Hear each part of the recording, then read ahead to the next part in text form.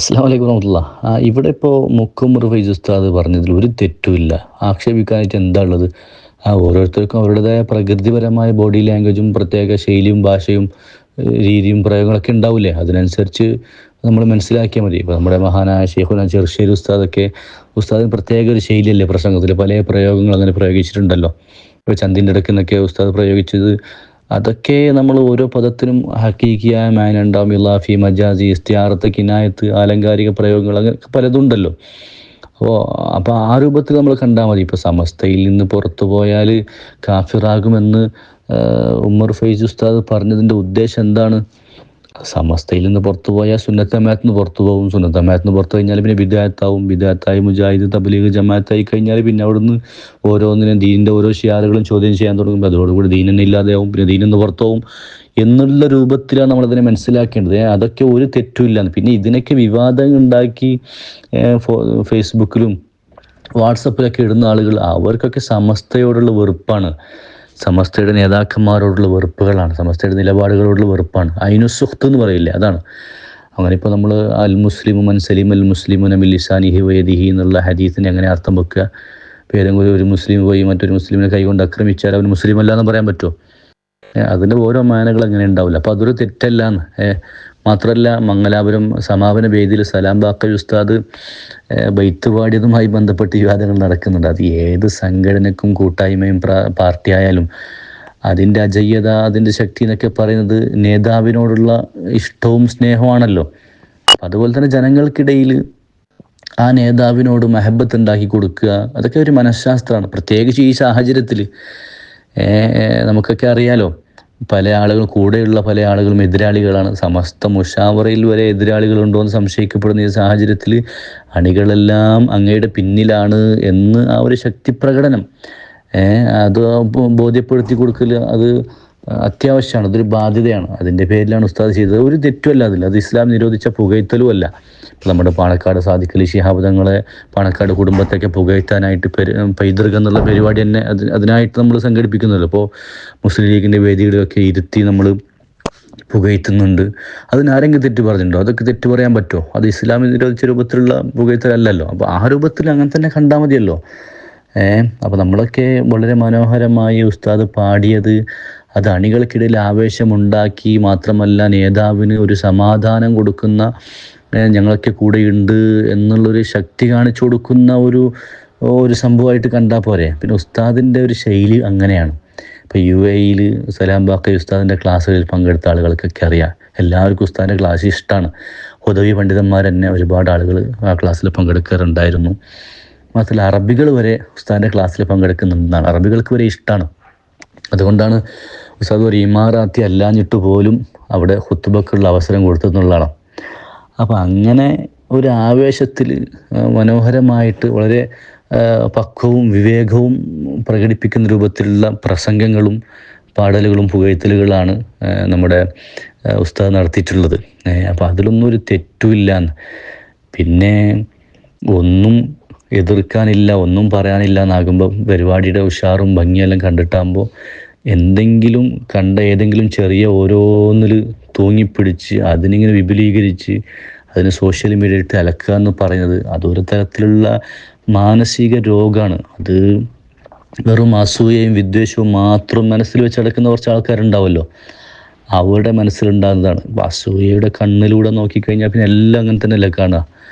അത് അള്ളാഹു മാറ്റി തരട്ടെ, നമുക്കൊക്കെ അള്ളാഹു ഹിദായത്തിലാക്കി തരട്ടെ. ഇപ്പോൾ അതേ വേദിയിൽ ശൈഖുന സയ്യിദുൽ ഉലമ ദഅവത്തുൽ മദ്ലൂമിൻ, ആക്രമിക്കപ്പെട്ടവൻ്റെ ദുആ ഉത്തരം ലഭിക്കുന്നതാണെന്ന് പറഞ്ഞപ്പോൾ അതിനെ മനുഷ്യന്മാർ ട്രോളാണ്. ഇതേപോലെ ഹക്കീം ഫൈസി കുറച്ച് മുമ്പ് ആക്രമിക്കപ്പെട്ടവൻ്റെ ദുആക്ക് ഉത്തരമുണ്ടെന്ന് പറഞ്ഞപ്പോൾ അതിനൊക്കെ ഷെയർ ചെയ്ത് അതിന് റീച്ച് കൊടുത്ത ആൾക്കാരാണ് ഇപ്പോൾ സയ്യിദുൽ ഉലമയെ ട്രോൾ എന്നുള്ളത്. അപ്പോൾ ഇതൊക്കെ മനസ്സിലൊരു രോഗമാണെന്ന് മനസ്സിലായില്ലേ?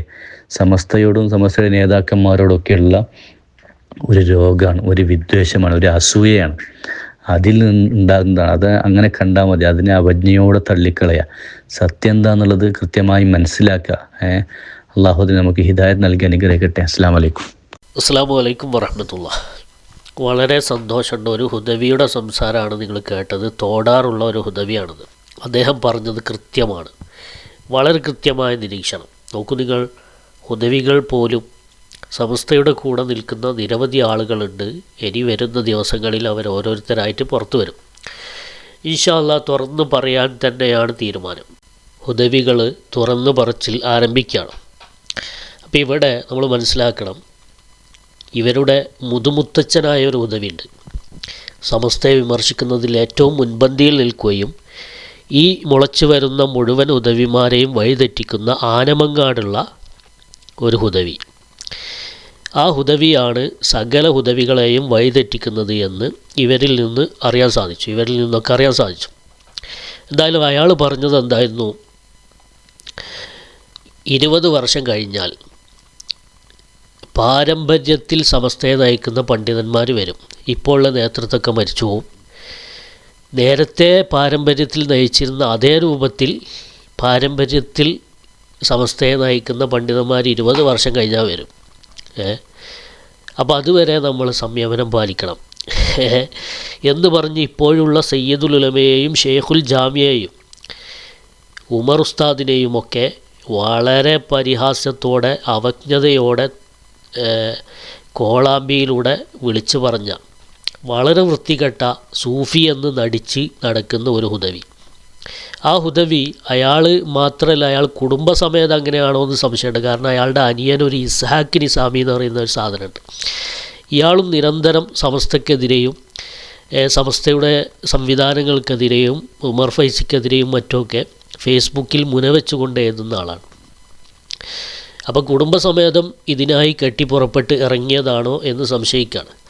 അപ്പോൾ ഈ ഒരു ഹുദവി മുതൽ, ഒളിപ്പോര് നടത്തുന്ന സുബൈർ ഹുദവി മുതൽ, എല്ലാ ഹുദവിമാരെയും നിയന്ത്രിച്ചു കൊടുക്കുന്ന ഈ മുതുമുത്തച്ഛന്മാരായ ഹുദവികൾ മുതൽ ഈ നാലാംകിട ബദ്രൂനെ പോലെയുള്ള ഹുദവികൾ വരെ, അതിൻ്റെ ഇടയിൽ മാന്യനായി ചമഞ്ഞ് ഫേക്ക് ഐ ഡിയിലൂടെയും അതേസമയം തന്നെ ഒറിജിനൽ ഐ ഡിയിലൂടെയും ലേഖനം എഴുതുന്ന കുറ്റൂര് ഹുദവി അടക്കം, സ്റ്റേജ് കെട്ടി സയ്യിദുൽ ഉലമയെ പരിഹസിച്ച ഈ മറ്റേ സെക്രട്ടറി ഹുദവി അടക്കം പലരും സമസ്ത കേരള ജമിയത്തുൽ ഉലമയുടെ പണ്ഡിതന്മാരെ നിശിതമായി വിമർശിച്ചു കൊണ്ടിരിക്കുമ്പോൾ ആ കൂട്ടത്തിൽ നിന്ന് ബുദ്ധിയുള്ള, വിവേകമുള്ള, പാരമ്പര്യബോധമുള്ള നല്ലവരായ ഹുദവികൾ രംഗത്ത് വരികയാണ്.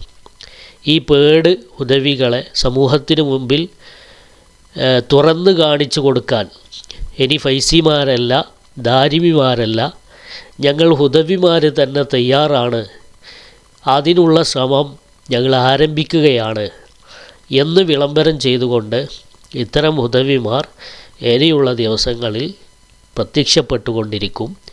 ഇൻഷാ അല്ലാഹ് അവർ തന്നെ കാര്യങ്ങൾ വളരെ കൃത്യമായിട്ട് പറയുന്നുണ്ട്. ഇതതിൻ്റെ ഒരു സാമ്പിൾ ഡോസാണ്. അപ്പോൾ ഇനി പുതുതലമുറയിൽ ഒരുപാട് ദാറുൽ പഠിക്കുന്ന നല്ല നല്ല കുട്ടികളുണ്ട്, സമസ്തയെ സ്നേഹിക്കുന്ന, നമ്മളുമായിട്ടൊക്കെ ബന്ധപ്പെടുന്ന കുട്ടികളുണ്ട്. സമസ്തയെ സ്നേഹിച്ചതിൻ്റെ പേരിൽ നമ്മളുമായിട്ട് വരെ ബന്ധം പുലർത്തുന്ന നല്ലവരായ സമസ്തയെ സ്നേഹിക്കുന്ന കുട്ടികളുണ്ട്.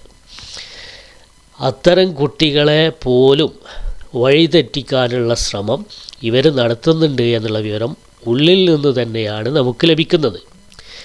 അപ്പോൾ ഈ പറഞ്ഞ മുതുമുത്തച്ഛന്മാരായ കള്ളസൂഫികളടക്കം ഇതിൽ ശക്തമായിട്ട് പ്രവർത്തിക്കുന്നുണ്ട് എന്നും സമസ്തയെ അപകീർത്തിപ്പെടുത്താനുള്ള ഗൂഢതന്ത്രങ്ങളും ഗൂഢാലോചനാ യോഗങ്ങളും നിരന്തരം ഇവർ നടത്തിക്കൊണ്ടിരിക്കുന്നുണ്ട് എന്നുള്ള കൃത്യമായ റിപ്പോർട്ട് നമുക്ക് ലഭിച്ചിട്ടുണ്ട്. അപ്പോൾ ഇതിൻ്റെ അടിസ്ഥാനത്തിൽ ഇനി ഫൈസിമാർ പറഞ്ഞാൽ പോരാ, ഇനി ദാരിമിമാർ പറഞ്ഞാൽ പോരാ, ഇനി ഹുദവിമാർ തന്നെ പറയട്ടെ, ഞങ്ങൾ തന്നെ പറയുന്നു എന്ന് പറഞ്ഞുകൊണ്ട് ധൈര്യസമേതം മുന്നോട്ട് വന്ന ഈ ഹുദവിക്കും ഇനി വരാനിരിക്കുന്ന ഹുദവിമാർക്കും 1000 അഭിനന്ദനങ്ങൾ അറിയിക്കുകയാണ്. അള്ളാഹു ഈ ഒഴുക്കിനെതിരെ നീതി. നിങ്ങളെ സംബന്ധിച്ച് ഇതൊരു പ്രയാസകരമായിരിക്കുന്ന ഒരു ജിഹാദായിരിക്കും. കാരണം നിങ്ങളുടെ ആ സിറ്റുവേഷൻ അങ്ങനെ ആയിരിക്കും. നിങ്ങൾ ഇടപഴകുന്നതും നിങ്ങൾ ജോലി ചെയ്യുന്നതും ഒക്കെ ഒറ്റപ്പെട്ടേക്കാം, പലരും തിരസ്കൃതരായേക്കാം, തിരസ്കരിക്കാനൊക്കെ നിന്നേക്കാം. പക്ഷേ അല്ലാഹു സുബ്ഹാനഹു വ തആല പലരെയും തിരസ്കൃതരാക്കിയതുപോലെ നിങ്ങളെ തിരസ്കരിക്കാൻ ശ്രമിക്കുന്ന ആളുകൾ സ്വയം തിരസ്കൃതരാകും എന്ന് ഉറപ്പ് തരികയാണ്. കാരണം ഇത് അനുഭവമാണ്. അള്ളാഹു അനുഗ്രഹിക്കട്ടെ, സമസ്തയുടെ കൂടെ നിൽക്കുക. ആമീൻ. അസ്സലാമു അലൈക്കും വറഹ്മത്തുള്ളാഹി.